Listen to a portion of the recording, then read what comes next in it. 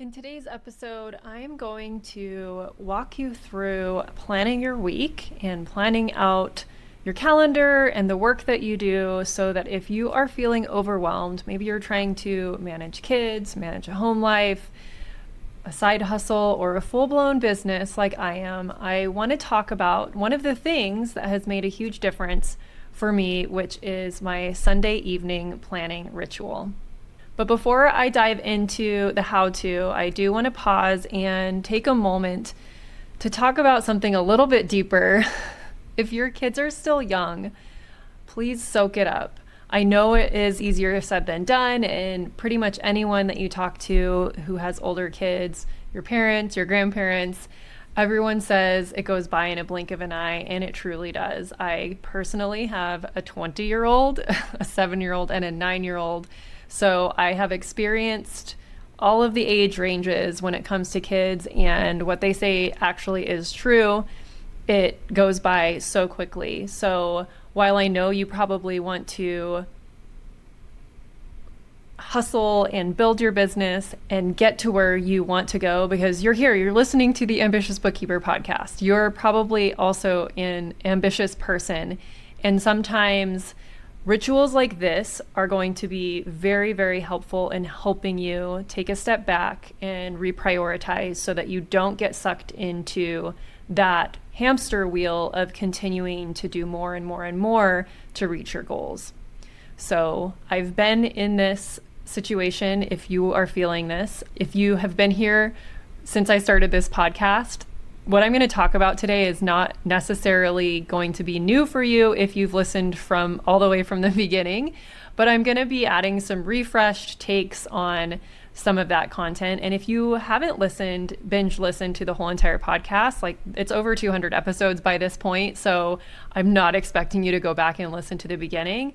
But some of those earlier episodes were so the content in them is timeless, and they were such good episodes, but I was just a baby podcaster. So I kind of wanted to redo some of the older episodes with kind of what I've learned so far, some of the things that I still do in practice, and wanted to share those with you today. So let's dive in. Hey, and welcome to the Ambitious Bookkeeper Podcast. I'm Serena Shoup, CPA, a mom of 3, and I've been running a virtual bookkeeping business from my home since 2017. You are in the right place if you are a bookkeeper, accountant, or an accounting student, and you believe and know in your heart that your purpose is bigger than sitting in a cubicle. If you're ready to learn some actionable tips and strategies for starting and growing your accounting business, then I hope you stick around.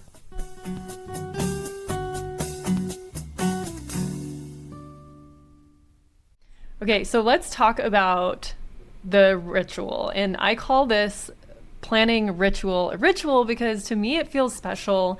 It is a part of my self-care. It is part of making sure that I am prioritizing my work and my life according to my values. Because even when we identify our values and we know what we want out of things, sometimes we have to be reminded, and this ritual helps me keep all of that front of mind. And for me, it's a ritual. Whatever you want to call it, you can call it that. But the point is, I want you to carve out time every week. For me, I do this on a Sunday usually, or sometimes a Saturday. It depends on what I have going on the weekend. But I'll take 15 to 20 minutes to map out my entire week so that I don't start the week feeling blindsided. I have the goals that I want to accomplish. I have my priorities outlined, and I've written them down and looked at them and really thought about how I want to spend the week, and also taken into account some of the obligations that I have, whether it's work or family or whatever, and then filling in from there. So what it looks like in a nutshell is I open several tools. I've gotten to the point where now I'm not doing so much client work because I have a team. But if you are doing a lot of client work, I want you to open your project management system, whatever that is. And if you are like me and you also like to have a paper planner, so like at the very beginning, I would open up these 3 tools. I'll just go through it like this, and I'll just kind of talk you through how I've changed things. But I would open up Asana because that's my project management system. It still is today. I would open up my Passion Planner, and I have it right here. This thing goes with me everywhere, pretty much. Wherever I take my laptop and my work, I bring this with me. I don't carry it in my purse or anything like that. And as you can see in this video, I have this awesome little pen holder that one of my team members made all of us, because we all here at the Ambitious Bookkeeper and at my firm, we all use a Passion Planner. I've gotten my whole team hooked on it. I pay for them all to get a Passion Planner either every year if they use the annual one like I do, or Passion Planner also has a quarterly type planner. And so maybe a couple people on my team have opted for the quarterly planners. They're more of a daily spread. And so I pay for that. It's office supplies. This is helping my team be productive and reach their goals. Therefore, we're reaching the company goals as a whole.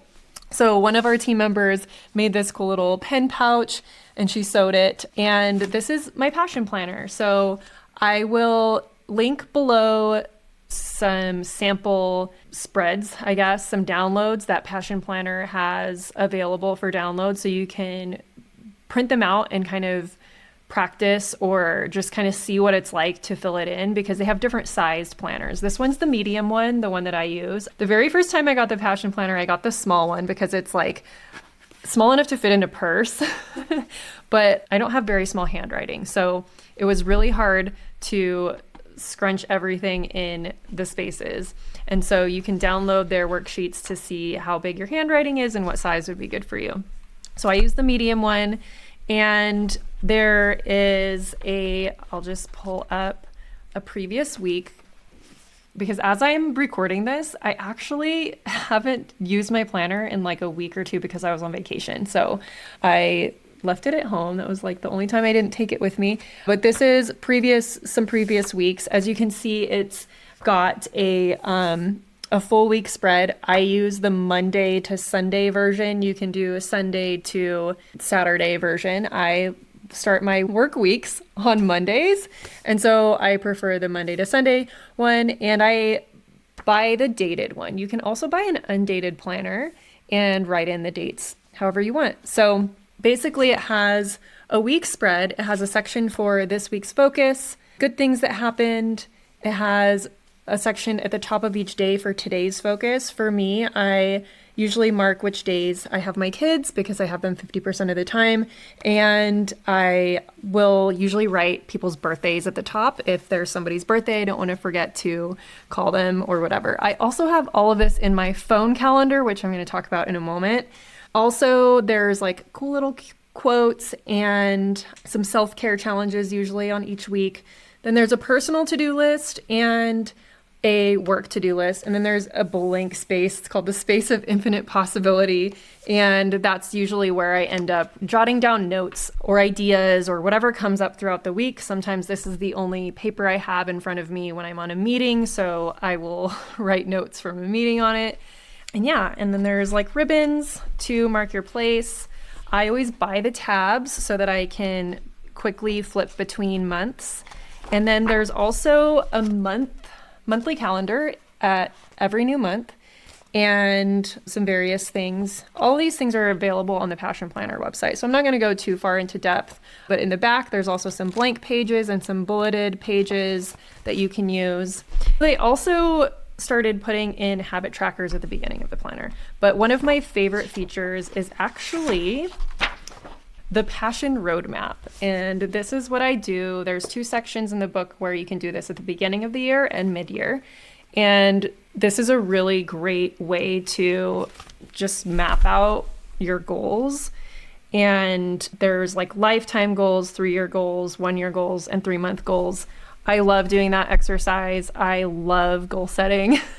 If you're listening to this podcast, you probably do too. So get yourself a Passion Planner. All the links will be below this podcast.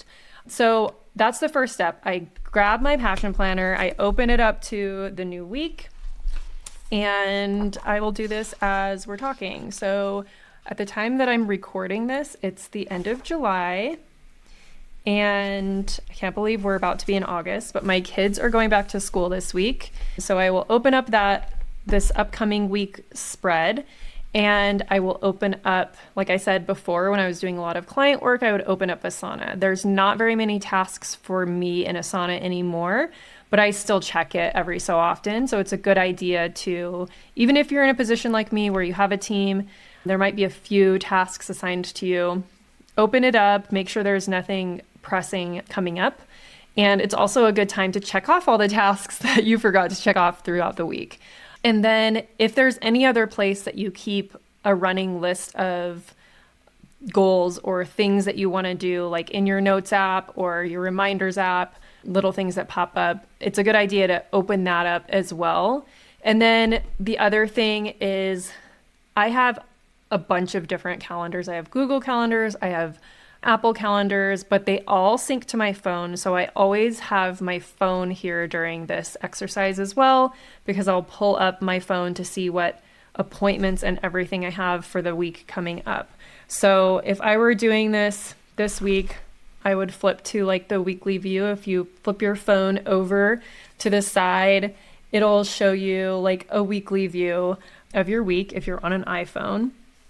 And so I will look at what upcoming appointments I have and just start transferring stuff and writing it into my passion planner for any kids activities, appointments that we have, any actual calls I have scheduled on my calendar, and anything like that. I also, in each day, there's time slots. So I will actually write in the time slots that I plan to work out, the time slots that I plan to eat lunch, the time slots where I have to leave to pick up the kids, or whatever that may be, so that you can visually see where everything is at on your calendar and how much actual time you have left to work.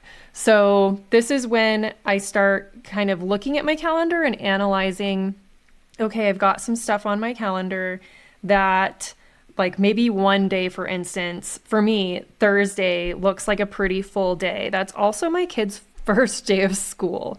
So if I were in a position where that felt overwhelming for me, I would be looking at that and being like, I'm actually looking at it right now and saying, okay, given that I know this is my kid's first day of school, is this realistic for me to be having a call at 9 a.m., a call at 10 a.m., and a call at noon? Oh, and I have another call at like 1:30. Well, they all fall in between the hours of school, so I'm okay with this. But there is one call on here that I could potentially push out further. It's a podcast interview. So this is the work that I do when I sit down to do my ritual, is I actually look at what's on my calendar and analyze things like, do I think I'm going to have the energy for all of that day? Do I think I'm going to overdo it? Do I need to reschedule stuff? Or is there stuff on my calendar that I can just flat out cancel? I get aggressive with guarding my time these days. And so I look at each thing on my calendar with that level of scrutiny. So I will go through that, and then I will start writing in my calendar all of these things. So I used to be kind of meticulous, and I would have a color for all of my kids' appointments and activities, a certain color for my personal stuff like working out or, a sauna appointment or whatever.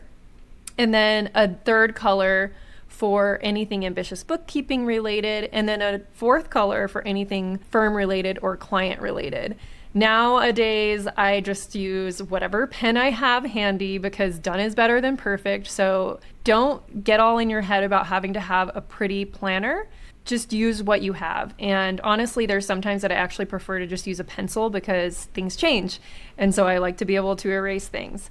So I write in my non-negotiables into my planner, and that is like things that I'm carving out time for, like working out, kids activities, things like that, and family commitments. And then I'm looking to see what else is in my project management system that's coming due that actually is a non-negotiable. It's a deadline that has to be hit. And I'm putting that in there. And then I'm looking to see, all right, what times do I actually have to work? And through this exercise is where I actually discovered that I was booking myself up for way too many things on my calendar. And I rarely had enough time to actually do client work during the business day. And so I was ending up doing things at night and on the weekends. And if you have never done this exercise and you feel like you never have time to do the actual client work, this might be part of why. So I highly encourage you to do this exercise for a few weeks and let me know what you discover. And so through this process is when I decided to always block off a full day in the middle of the week for deep work. And so for me, that's Wednesday. I also changed my Acuity calendar to only allow appointments on Tuesdays and Thursdays. And then Fridays, I also don't have available for appointments because I tend to, like, my kids get out of school early on Fridays. I don't like having appointments on Mondays because it gives me anxiety. And so I like to ease into the work week and reserve that day for my own personal appointments, or maybe doing some project work or deep work or things that I want to get done. I also have like my guitar lessons on Mondays usually. So Monday's my day. Friday is usually I end up doing some work on Fridays. I just don't take calls and I don't work all day because the kids get out early. So that is how I came up with that schedule, and it's worked out. Nobody has complained about not being able to meet with me very often. So the next thing that I do is, after I look at everything that's on my, in my project management system, on my weekly calendar with appointments and all that kind of stuff, I set my main focus. And that's where the beginning of the Passion Planner, where you go through like a goal setting exercise, this is where I set a main focus related to some of those bigger goals. So for instance, right now it's July, it's the end of July. We're about to go into a launch for the bookkeeping biz workshops. And so that's been my main focus for the past several weeks. So any extra time that I get to do any extra work that's not client related or anything that's not urgent, that's been my main focus, is doing launch related stuff. So sending emails to my affiliates and writing emails and refreshing things for the program and things like that. So that's where in the Passion Planner, you can write your main focus up in this corner. So for me, it would be BBW, which is our abbreviation for the Bookkeeping Biz Workshops. And yeah, so that's the main focus. And then in the work to-do list down at the bottom and the personal to-do list area, this is where I'm going to be writing the big things in that, like, we're in Asana that need to get done. For instance, if it's a payroll week, I write down in the work to-do list payroll. And I usually put that on like the Wednesday that it's due as well, up at the top of the planner. Any big tasks or project related things that I need to focus on go in that to-do list. So the main focus, for instance, this week is the launch, but there are some subtasks within that I would have written down, but I've done already. But like one of them is refresh the emails that go out. So it would be like emails. And then for this upcoming week, one of those task lists is going to be refreshing the slides, because I'm not redoing the content, but I am refreshing the content. We are condensing it into 3 days and making each workshop a little bit longer. So I'm moving some of the content around, and I need to carve out time to work on those slides, probably like a full day. The next thing that I do is, sometimes I do this earlier on, actually, before I even write everything in, but I will look back at the previous week in that like little work to do section. And last week I was on vacation, so there's nothing there. But down in the work to do list from a previous week, I have 2 things that aren't checked off, but I actually did.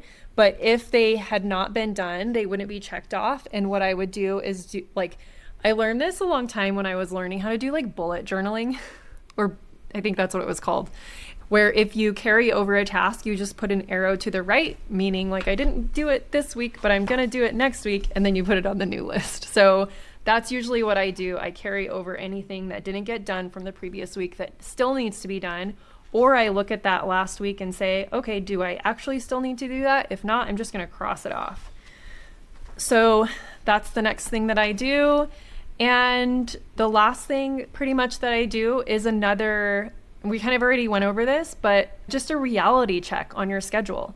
Look at how much time you actually have versus how much time you actually want to work.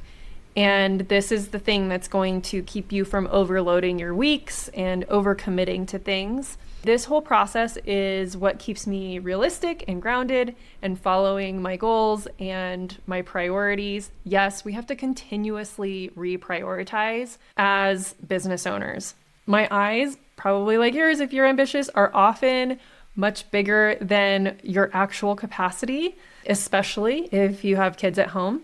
And then one other thing that I want to touch on is the idea of, and you get this whole like bonus training inside of my program when you join. It's how to get 20 extra hours in your week. But the short version of that is, this is the methodology that I used when I was studying for the CPA exam in order to add up 20 hours a week in studying while I was working full time and had a kid at home.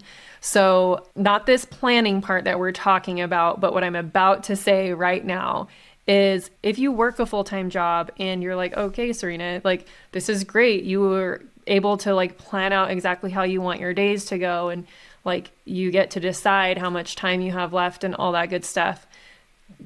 Yes, that's something to look forward to when you go full-time in your business. But if you're not there yet and you are starting this as a side hustle right now and you're wondering like, when the heck am I actually going to have time to build a business so that I can leave my job?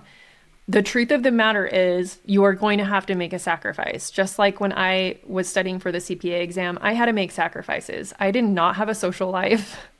Like very rarely did I ever agree to go do anything socially, because what I did was I woke up an hour earlier than normal every single weekday and got in an hour worth of studying before my daughter got up and was getting ready for school. And then I studied for an hour on my lunch break at work every day. So there's 2 extra hours each day that if you really want to do this and make this happen, you can add into your day. And then the other thing that I did is I studied for 2 hours every evening. And so if you have a full-time job after your kids go to bed, if you don't have kids, great. This will be a lot easier for you. After work, you spend 2 more hours doing something that is going to drive you toward starting this business or gaining clients or working on client work if you have clients already. Then I also would carve out several hours on each weekend day. So yes, you are going to have to make a sacrifice somewhere. And it's worth it if you really want to build a business where you can replace your corporate income. So that's the methodology that I used for studying for the CPA exam. I ended up adding 20 extra hours to my week, not like technically, but in this process, 2 hours or an hour each morning, an hour at lunch. So that's 2 hours a day for 5 days. That's 10 hours a week. And then 2 hours every evening. That's another 10 hours. That doesn't even include weekends. So if you have some days where it's a little less, then you can make up for it by working for a few hours on the weekends to get where you want to go in your business. All that being said, this is not something that I am perfect at, and I don't expect you to be perfect at it. It's a constant, like I said, like there's weeks in here where I have nothing on the calendar. I don't do this religiously every week, but when I do, I notice the difference. I'm much more prepared for the week coming up. I've adjusted my schedule to really align with my priorities and my goals, and it makes me feel way more in control of my time and where things are headed. So if you try your own Sunday or Saturday or whatever day you decide to do this on ritual, or if you already have a similar system in place, I want you to hop on over to Instagram and share it with me. I'm at Ambitious Bookkeeper. I'd love to see how you make this process your own and how quickly it propels you towards your goals and aligns you with your values. So until next week, take a deep breath, plan with intention, and I want you to give yourself permission to create space for the moments that we just can't get back. So plan your weeks accordingly and work it around your priorities, your family, your values. And I'll talk to you next week. Thank you to everyone who helps make this podcast possible. Content and interviews are produced by me, Serena Shu. Our intro and outro music is written and performed by my brother, Ian Gilliam. Editing is also by Ian using his awesome sound engineering skills along with Descript software. Hosting and publishing is by Buzzsprout. And you can check out the show notes for links to all of these amazing resources and resources mentioned in the episode. Be ambitious.